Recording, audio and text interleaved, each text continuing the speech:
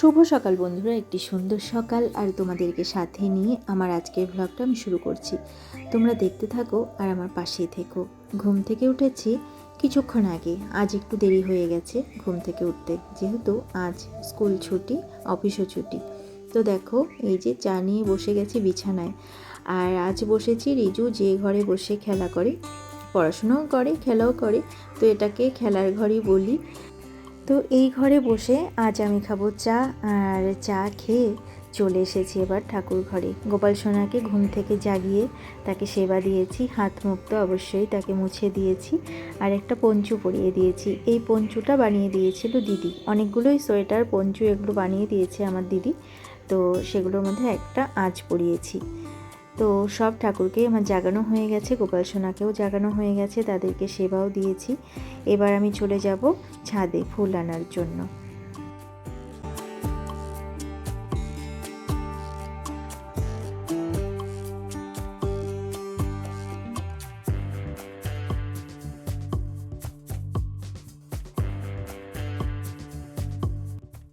চলে এলাম ছাদে, আর দেখো কি রোদ, রোদে থাকা যাচ্ছে না। ঘরের ভেতরে ঠান্ডা লাগে আর ছাদে এলেই গরম লাগে, যেহেতু রোদ আছে।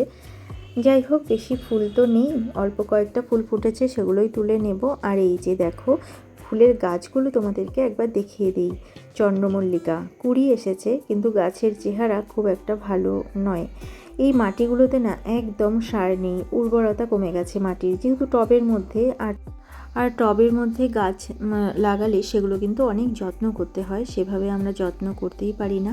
এইদিকে দেখো চন্দ্রমল্লিকা আছে, এগুলো বেশ কুড়ি এসে ভরে গেছে, তবে গাছের পাতা খুব একটা নেই, শুধু কুড়ি। এগুলো খুব বড় হয়ে ফুটবে না মনে হয়, ছোট ছোটই ফুটবে ফুলগুলো, তবে ফুল ফোটার পরে এগুলো দেখতে কিন্তু বেশ লাগবে, তাই না?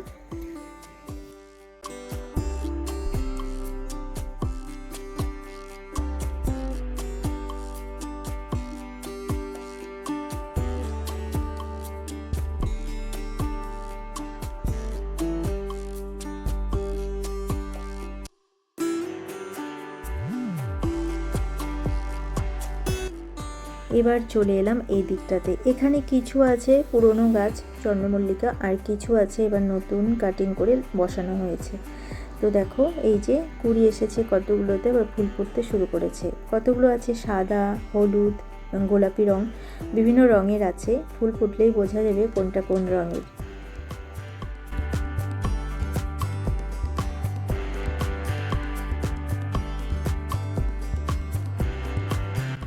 এবার চলে এলাম এই দিকটাতে, দেখো করলা হয়েছে গাছে, আরও ফুল হয়েছে, আরও করলা হবে। তো দুটো এদিকে হয়েছে আর ওইদিকে একটা আছে, একটা বড় হয়ে গেছে আর এই দুটো খুবই ছোট, এগুলো বড় হতে একটু সময় লাগবে। এবার তাড়াতাড়ি করে ফুলগুলো তুলে নেব, কারণ খুব গরম লাগছে ছাদে। আর এইদিকে শিউলি ফুল আমার এখনও ফোটে দু একটা করে, তো সেগুলোও তুলে নেব। এই যে দেখো ফুটে আছে, দেখতে পাচ্ছ কি না, আর ওইদিকে একটা জবা ফুলও ফুটেছে, তো সবগুলোই এখন আমি তুলে নেব। আর দেখো ফুল তুলে নিয়ে আমি চলে এসেছি ঘরে। এবার আমি এগুলো ঠাকুর ঘরে রেখে দিয়ে চলে যাব রান্নাঘরে।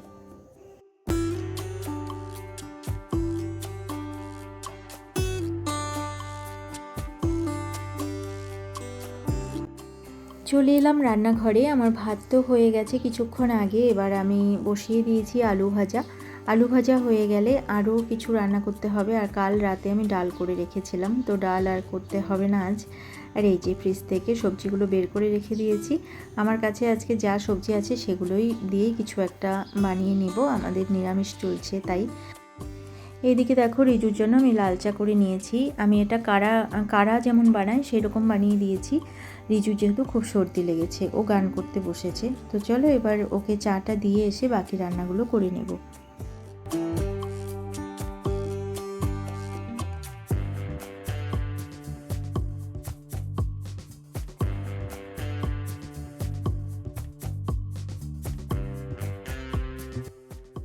রিজু গান করছিল, আমি সেই ঘরে নিয়ে ওকে চা দিয়েছি, ও আবার বেডরুমে চলে এলো চায়ের কাপ নিয়ে, আর বিস্কুটের কৌটোটা দিয়ে দিয়েছি, ওর যতটুকু প্রয়োজন ও নিয়ে নেবে। এবার আমি চলে যাব রান্নাঘরে। আর দেখো রান্নাঘরে চলে এসেছি, অনেকক্ষণ হলো। আর এইদিকে বাঁধাকপি কেটে বসিয়ে দিয়েছিলাম, বাঁধাকপিটাও কিন্তু আমার হয়ে গেছে। আমার যা যা রান্না করার সবই হয়ে গেছে। এবার আমি স্নান করে চলে এসেছি ঠাকুর ঘরে। আর ঠাকুর ঘরে এসে দেখো আমি পুজো দিয়েছি, পুজো দিয়ে প্রসাদটা তুলে রেখেছি। আর গোপাল সোনাকে একটু তোমাদেরকে দেখিয়ে দিলাম, তার সাথে সাথে অন্য ঠাকুরদেরকেও দর্শন করিয়ে দিলাম।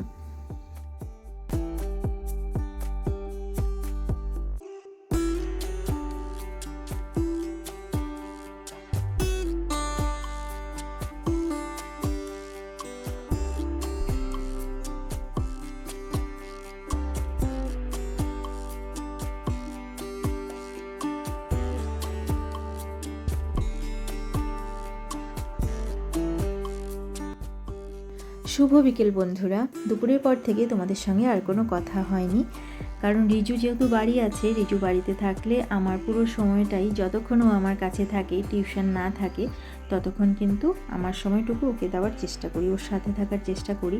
তো এবার আমি চলে এসেছি বারান্দায়। এই যে ফুল গাছগুলো দেখছো, ফুল গাছও আছে, আর তার সাথে এমনি যে বিভিন্ন ধরনের পাতার গাছ বা ঘরে রাখার যে গাছগুলো হয় সেগুলো আছে।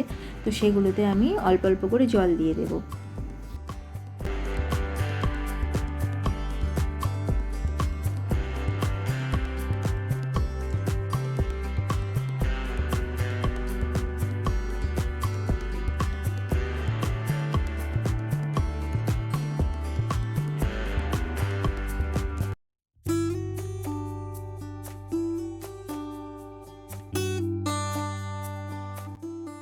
বন্ধুরা, এই যে চন্দ্রমল্লিকা ফুলের গাছগুলো দেখতে পাচ্ছ, এগুলো কিন্তু ছাদে ছিল, তোমাদেরকে আমি আগের একটা ভিডিওতে দেখিয়েছি। তো তখন গাছগুলো এত সুন্দর ছিল দেখতে, এখন দেখো কেমন হয়ে গেছে। জানি না এগুলো রোদের জন্য এমন হয়েছে কি না, কারণ ছাদের ওপরে এগুলো ছায়ার মধ্যে ছিল, আর এই বারান্দাতে না আমাদের খুব রোদ পড়ে। সকালের রোদটা এখানে পড়ে না, কিন্তু এই 12:30-12টা থেকে এই বারান্দাতে এত রোদ আসে একদম বিকেল পর্যন্ত। বেশি রোদে থাকার জন্যই এগুলো এইরকম হয়ে গেছে কিনা জানি না, কিন্তু গাছগুলো খুব খারাপ হয়ে গেছে। জানি না কতটা ফুল ফুটবে এগুলোতে। রিজুর বাবা তো খুবই যত্ন করে এই গাছগুলোর, দেখা যাক কি হয়।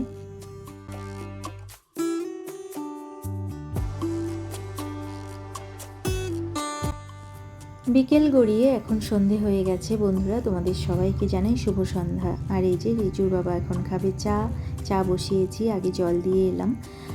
আর এই যে চাও আমার হয়ে গেছে। এবার রিজু, আমি আর ওর বাবা তিনজন মিলে খাবো চা, আর তার সাথে খাবো মুড়ি।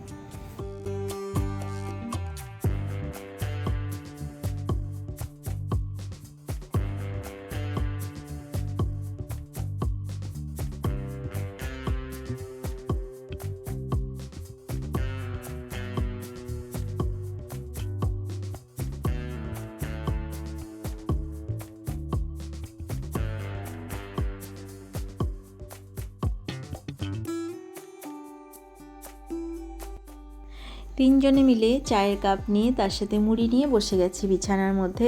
আর এই যে চানাচুর দিয়ে মুড়ি মাখা হয়েছে, তার সাথে দেওয়া হয়েছে আচারের তেল। আর কিছু দেইনি, কারণ আমাদের নিরামিষ চলছে, তোমাদেরকে আগেই বললাম, তো সেই কারণে পেঁয়াজ দেওয়া হয়নি। খেতে খেতে আমি আর রিজু অনেক গল্প করলাম। আমরা সবসময় চা খেতে খেতে গল্প করি, রিজুর সাথে আমার অনেক গল্প থাকে। কোনো সময় এমনিতে বসেই করি, কিন্তু বেশিরভাগ চা খেতে খেতে বা ভাত খেতে খেতে দুজনে মিলে অনেক গল্প করি। এবার আমি চলে এলাম ঠাকুর ঘরে, সন্ধে প্রদীপ দিতে হবে।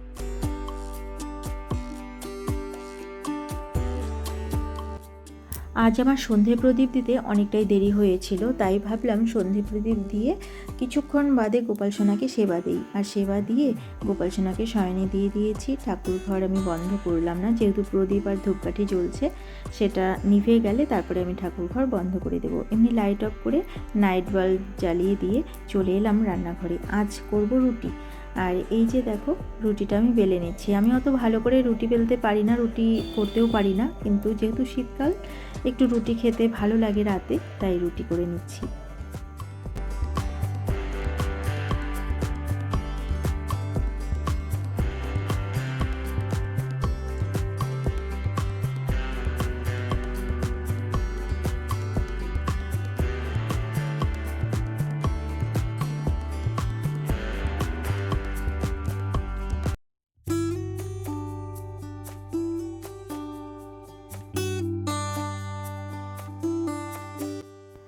আমার রুটি করা হয়ে গেছে, দেখো এই যে হটপটে রেখে দিয়েছি।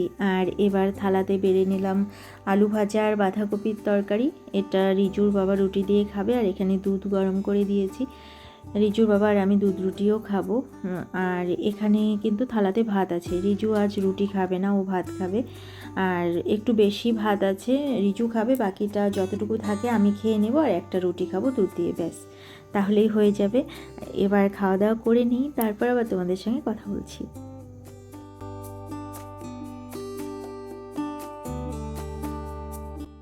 আমাদের রাতের খাবার খাওয়া হয়ে গেছে। এবার আমি মাথায় দেওয়ার জন্য একটা তেল বানাবো। এই তেলটা কিন্তু রিজু, আমি আর ওর বাবা তিনজনেই দিই। তো আগে বানিয়ে রেখেছিলাম, অনেক দিন আগেই শেষ হয়ে গেছে সেটা, তো আলসেমি করে আর বানানো হচ্ছিল না।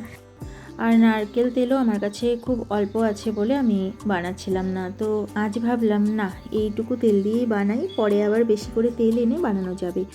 তো দেখো এটার মধ্যে আমি দিয়েছি কালো জিরে, মেথি, আমলকি শুকিয়ে রেখেছিলাম, আমলকি কেটে গত বছর, সেটাই দিয়েছি। আর কারি পাতা দিয়েছি, আর দিয়েছি তুলসী পাতা, তার সাথে আছে নিম পাতা, এটুকুই দিয়েছি। আর নারকেল তেল, এটা আমি একদম কম আছে ভালো করে ভেজে নেব। আর তেলটা আস্তে আস্তে দেখো চেঞ্জ হয়ে যাচ্ছে, জিনিসগুলো যেগুলো দিয়েছি সেগুলোর কালার চেঞ্জ হয়ে যাচ্ছে, আর তেলটার কালারও কিন্তু চেঞ্জ হয়ে যাচ্ছে। তো দেখো তেলটা আমার হয়ে গেছে গরম করা, আর এটা আমি কিছুক্ষণ রাখবো ঠান্ডা হওয়ার জন্য। এই যে দেখো ঠান্ডা হয়ে গেছে। এবার আমি তেলটা রিজুকে আর ওর বাবাকে লাগিয়ে দেবো মাথায়। আর বন্ধুরা, আজকের মতো ব্লগটা আমি এখানেই শেষ করছি। আবার অন্য কোনো দিন অন্য কোনো নতুন ব্লগ নিয়ে তোমাদের সামনে হাজির হয়ে যাব। ততক্ষণের জন্য তোমরা ভালো থেকো, সুস্থ থেকো আর হাসি খুশি থেকো। আমার এই ব্লগটা যদি তোমাদের ভালো লেগে থাকে তাহলে একটা লাইক করে দিও। আজকের মতো এখানেই আসছি, ভালো থেকো তোমরা সবাই।